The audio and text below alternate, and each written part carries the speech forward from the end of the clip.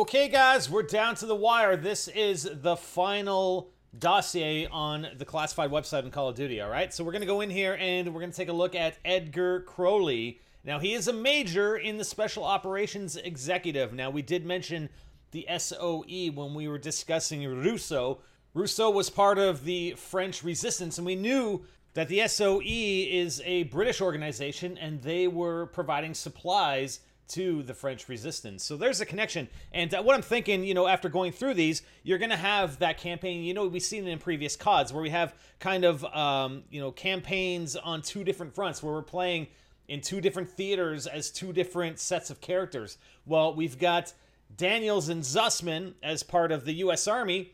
We also have, Crowley and Rousseau. And I imagine we're going to be playing as Rousseau, maybe as Crowley as well. But, not only are we going to see it from the perspective of the U.S. Army, trying to assist in Europe, but we're also going to see it from the resistance fighters who are trying to fight off, the Germans from within their own country that are occupying their own cities. Now, flipping to the first page, honestly, I'm not sure what to make of this, all right? It seems like it's coded somehow.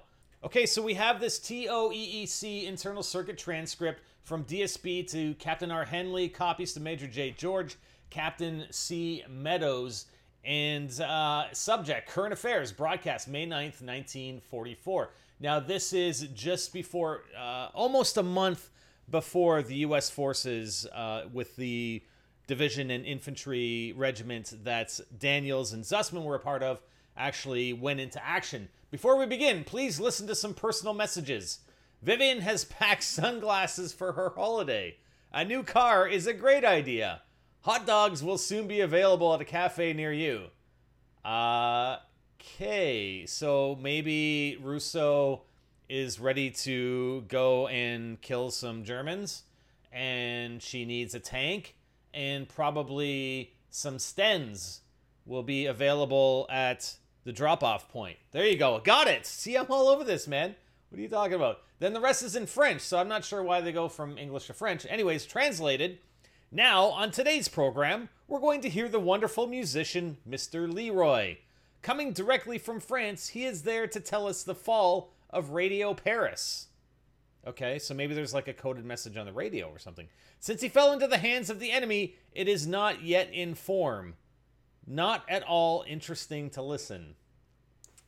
Yeah, I don't know, guys. And Agents in France is written in the bottom. So, I think it's a coded message. Obviously, clearly. I mean, no one in the right mind would write that kind of message and intend it as it's worded. That's just my 2 cents.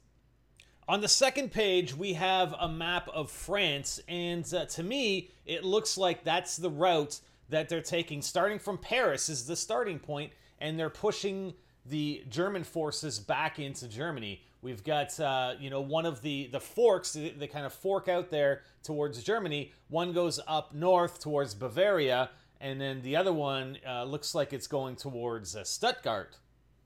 Now, I was trying to make sense of this circled area. Now, the circled area looks like it's the location where it kind of does that V.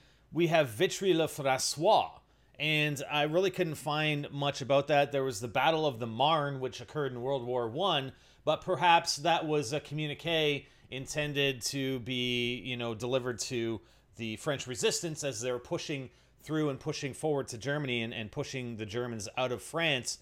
That's where they were going to hook up. Maybe there was a supply drop there. Not sure. As I said, just trying to make sense of it. It doesn't look like a whole lot happened in World War II. I mean, it was obviously the area was taken over and it was raised significantly, but it doesn't look like there is anything, any battle of significance that I could look up anyway. On the next page, we have the Sten Sub Machine Gun. I've got some footage here from Black Ops 3 Zombies. It's a mod that was made up by Conviction NDR with some COD 2 weapons, and the Sten was obviously included in that mod. And we talked about the Sten when we were talking about Rousseau's dossier, because the British were providing these weapons simply because it was low-cost manufacturing and easy to manufacture in addition to the ammunition, and they were providing that to the French resistance for use against the Germans. Interestingly, it was a gun that was to be featured in Call of Duty World at War but it was part of a British campaign that I think got cut from the game, and they never actually put it in there. But if you go back to previous Call of Duties, like Call of Duty 3, Call of Duty 2, and so forth, the Sten was featured in those games.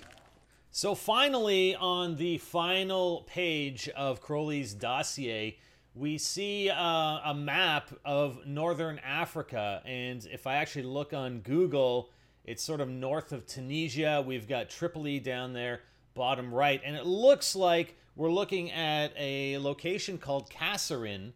Okay, Kasserine, and there was a battle. There was a battle of Kasserine Pass in World War II, so perhaps we're going to see this. But it was earlier in the war. So the Battle of Kasserine Pass was a battle of the Tunisia campaign of World War II that took place in February 1943. Kasserine Pass is a 2-mile wide gap in the Grand Dorsal Chain of the Atlas Mountains in west-central Tunisia. The Axis forces, led by General Field Marshal Erwin Rommel, were primarily from the Afrika Korps Assault Group, elements of the Italian Centauro Armored Division, and 2 panzer divisions detached from the 5th Panzer Army, while the Allied forces consisted of the U.S.